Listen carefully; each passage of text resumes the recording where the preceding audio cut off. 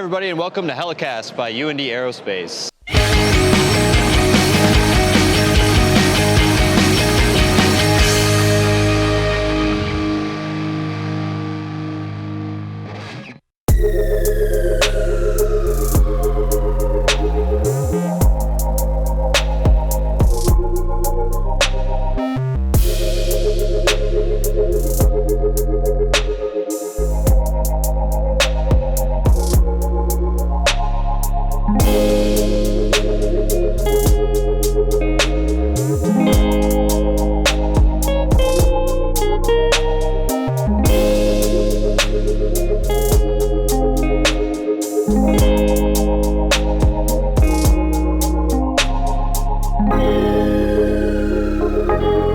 This week we're in Orlando, Florida for Flight Sim Expo 2019. It's our first time at the show, and we're here to check out all things consumer flight sim related, from flight controls to VR headsets to custom cockpit displays, all of it to enhance what we do at UND, which is primary flight training. Of course, when most people think of flight simulators, they think of video games. And while there are certainly a lot of games here, there's also an expanding professional side, combining entertainment with serious training. Speaking of entertainment, who knows who we are? So I make YouTube videos about flying lots of different types of airplanes. Actually, can you shoot my intro there? Yeah, thank you. And I'm not an expert, I'm not a professional pilot, but I found the learning and the process of sharing the learning has been amazing for me to debrief my own flying, and that's kind of what my channel became about. It's called Flight Chops. The goofy mustache is based on a joke, and I'm stuck with it. I'm new to sims. I've always loved them and wanted to get into them. It just wasn't something that I was into. I started flying in the 90s, and I just got the first ridiculous sim set up like 2 weeks ago. We were flying it for the first time. So we're going to just talk about how that fits into real flying, and let's pick it up. One of the major things we're checking out at this year's show is virtual reality. VR technology has come a long way over the past few years, and we're here to check out everything from consumer off-the-shelf headsets to $7,000 professional headsets and how they can be used in the training environment. the Air Force is leading the way on this VR-based training initiative, partnering with companies like Virtual Flight Academy to begin training at an earlier age. For us, how that breaks down with Virtual Flight Academy is having flight sim competitions. LAN parties is what they were originally called. Esports has become huge.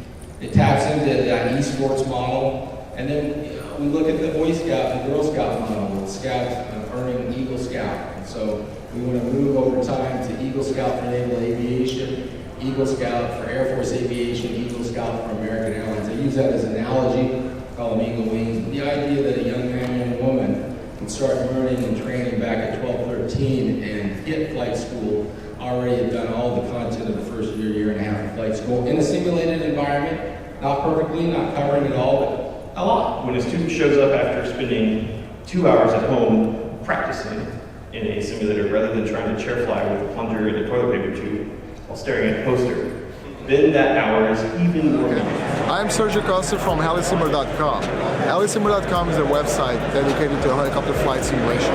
We do news, previews, and above everything, we try to teach people how to fly helicopters in helicopter flight simulators.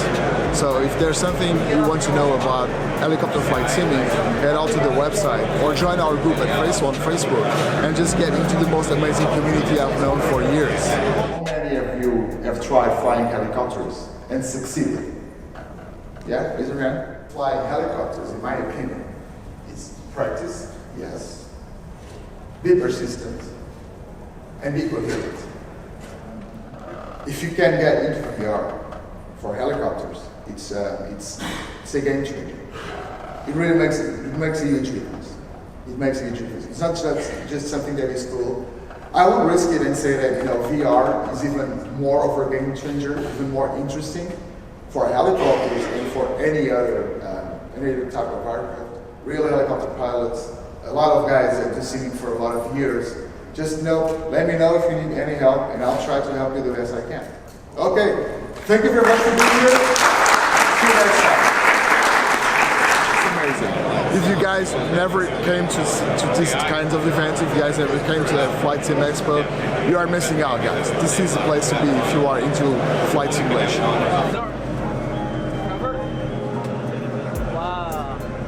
Another advancement that got our attention at Heli Expo was motion platforms. Motion adds another dimension to flight simulation, and we wanted to look at what is being offered to the community from a consumer level through FAA certified devices, like this advanced aviation training device from Elite Simulation Solutions.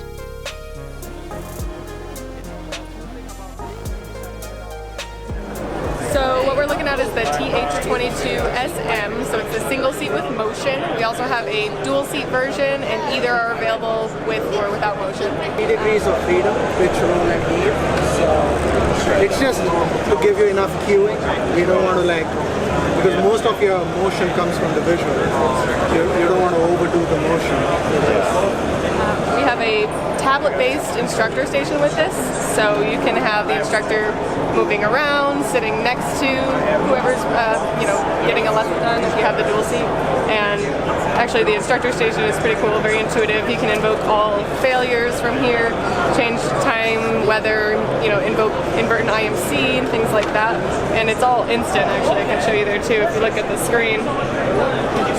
I can bring down the visibility in real time and make it cloud layers, broken. I can also clear the weather so he doesn't die real quick. There we go.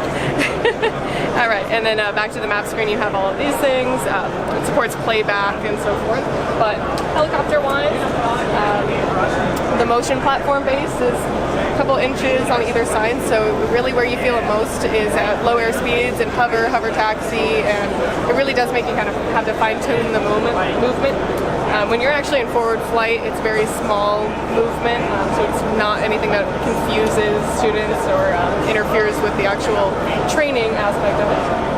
It's based on an R22 flight model, but it's instrumented like a 44. This one's shown with the 530, and we do have the capability to do the GTN, of course. And it's predominantly used for instrument training, but with the way that visuals are now, has a lot of VFR training value. The visuals, you can see all VFR waypoints, recording points, and things like that. Most of the buildings are fairly realistic, and we can do custom scenery as well. So if there's certain things in your airspace that you're like, okay, we always turn, do the greenway approach or whatever it is, we can customize that a little bit and build that in so it's even more realistic. Avionics simulations have also improved a lot lately, to the point where you can now add a simulated GPS to your setup that operates just like the real thing. Because X-Plane doesn't have any native 750, 650s yet. Yeah, this is Jared from Real Sim Gear. I started the company last year to fill a need for myself, which is to help me with my own instrument training back in San Diego. And having the real product is very helpful, and develop muscle memory. And when you do something like Pilot Edge and X-Plane and the realistic controls, it makes a massive difference to how quickly you can learn the procedural part of flying and workload management and that sort of thing. I started off with a 530, 430 last year, and that's really the start of everything. And then pretty quickly after that, we added the G1000 suite.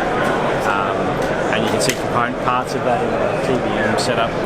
So then really the reason why I started all this was to actually create a 650. So we created a GTN 650 and 750 with a touch screen, and that really filled out the need for the sort of more modern avionics and general aviation aircraft.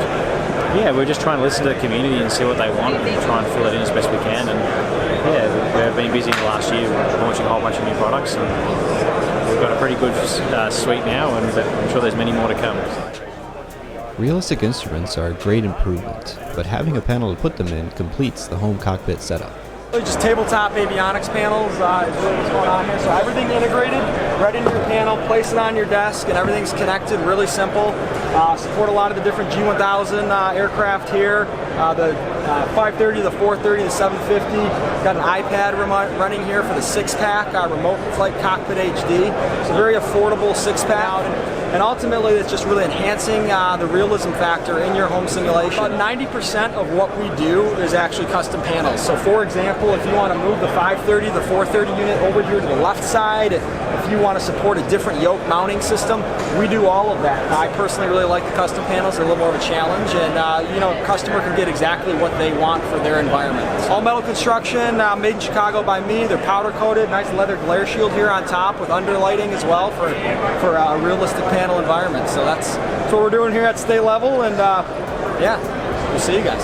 Thank you very much. This has been an incredible show for Phil, who's our co-founder, myself, and our many volunteers.